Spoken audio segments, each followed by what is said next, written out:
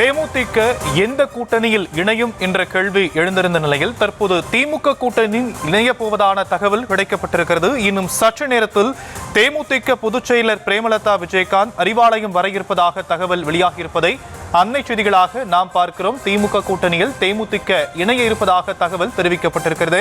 சற்று நேரத்தில் தேமுதிக பொதுச் செயலாளர் பிரேமலதா அறிவாலயம் வர இருப்பதாக சொல்லப்படும் நிலையில் அறிவாலயத்தில் முதலமைச்சர் மு.க.ஸ்டாலினை பிரேமலதா சந்திக்க இருப்பதாகவும் சொல்லப்படுகிறது. இது பற்றிய விவரங்களை செய்தியாளர் பாரி கார்த்திக் வழங்க நாம் கேட்கலாம். பாரி கார்த்திக், நீண்ட காலமாக எதிர்பார்க்கப்பட்ட தேமுதிக யாருடைய கூட்டணியில இணைய போறாங்க அப்படிங்கிற ஒரு கேள்வி எழுந்திருந்தது. திமுக கூட்டணியில இணைய இருப்பதா சொல்லப்பட்டிருக்கு. இதன் விவரங்கள். வணக்கம். சமீப காலமாக என்று பேச்சுவார்த்தை நடைபெற்ற நிலையில் தற்போது அவர்கள் இரண்டு பக்கமே அவர்கள் பேச்சுவார்த்தை நடத்தப்பட்டதாக கூறப்பட்டது. அதிமுக, திமுக என இரண்டு கட்சிகளுடனான தொடர்ச்சியாக அவர்கள் பேச்சுவார்த்தையில் ஈடுபட்டு வந்த நிலையில் தேமுதிக ஆரம்பித்து முதல் முறையாக தற்போது திமுகவுடன் அவர்கள் இணைய இருக்கிறார்கள். இந்த வருகின்ற 2026 சட்டமன்ற தேர்தலுக்காக அவர்கள் திமுகவுடன் தங்களுடைய பேச்சுவார்த்தையை அமைச்சர் ஏவா வேலு மூலியமாக தொடர்ச்சியாக நடைபெற்று வந்த நிலையில் தற்போது தேமுதிக திமுகவில் இணைய இருப்பதாக சொல்லப்படுகிறது. இன்னும் சற்று நேரத்தில் முதலமைச்சரை தேமுதிகவுடைய பொதுச்செயலாளர் பிரேமலதா சந்தித்து இந்த கூட்டணி தொடர்பாக பேச இருக்கிறார். ஏற்கனவே திரைமறைவாக இந்த பேச்சுவார்த்தை நடைபெற்றது.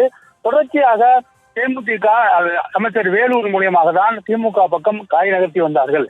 அதே நேரம் ஏடிஎம்கே பக்கமும் அதாவது அதிமுக பக்கமும் அவர்கள் பேசி வந்த நிலையில் அதிமுக பக்கம் அவர்களுக்கு ராஜ்யசபா கொடுக்கவில்லை என்ற காரணத்திற்காக கடந்த 2024 நாடாளுமன்ற தேர்தலுக்கு பிறகு அவர்கள் தங்கள் கூட்டணியை முடித்துக் கொண்டார்கள். ஏற்கனவே 2021 அவர் தனித்து நின்ற அதாவது தேமுதிக 60 தொகுதியில் தினகரனுடன் நின்றார்கள். அமமுகவுடன் இணைந்து அவர்கள் போட்டியிட்ட பிறகு கிட்டத்தட்ட அந்த 60 தொகுதியில் நின்ற அவர்கள் மொத்தமாகவே 2 லட்சம் மக்கள் மட்டும்தான் பெற்ற நிலையில் அவர்கள் தொடர்ச்சியாக மீண்டும் 2024 அதிமுகவுடன் போட்டி போட்டார்கள். அதிமுகவுடன் போட்டி போட்ட அவர்கள் விருதுநகரில் போட்டியிட்ட வெற்றிக்கு மிக அருகில் சென்று தோல்வியை சந்தித்தார். இந்நிலையில் அவர்கள் 2026 சட்டமன்ற தேர்தலிலும் அதிமுகவுடன் தான் இந்த கூட்டணி பேச்சுவார்த்தை தொடங்கும் என்று எதிர்பார்க்கப்பட்ட நிலையில் தற்போது அவர்கள் அறிவாலயம் வந்திருக்கிறார்கள்.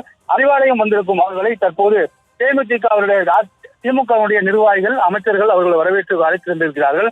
அறிவாலயத்துக்கு வந்திருக்கக்கூடிய அவர்களை திமுகவினுடைய நிர்வாகிகள் அவர்களை அழைத்து சென்றிருக்கிறார்கள். இன்னும் சற்று நேரத்தில் முதலமைச்சர் அவர்கள் சந்தித்து வருகின்ற தேர்தலில் 2026 சட்டமன்ற தேர்தலில் திமுகவுடன் தங்களுடைய அந்த கூட்டணியை உறுதி செய்ய இருக்கிறார்கள். தொடர்ச்சியாக தேமுதிகவை பொறுத்த வரைக்கும் முதல் முறையாக கட்சி ஆரம்பித்து முதல் முறையாக அவர்கள் திமுகவுடன் போட்டியிடுகிறார் என்பது குறிப்பிடத்தக்கது. அரசியலில் மிகுந்த திருப்பமாகவும் மிகுந்த முக்கியத்துவம் வாய்ந்ததாகவும் இந்த சந்திப்பு இருக்கிறது. ஏனென்றால் தேமுதிக என்ற ஒரு கட்சி ஆரம்பித்து இத்தனை வருடங்களில் முதல் முறையாக அவர்கள் திமுகவுடன் கூட்டணி அமைத்து இந்த போட்டியை சந்திக்கிறார்கள்.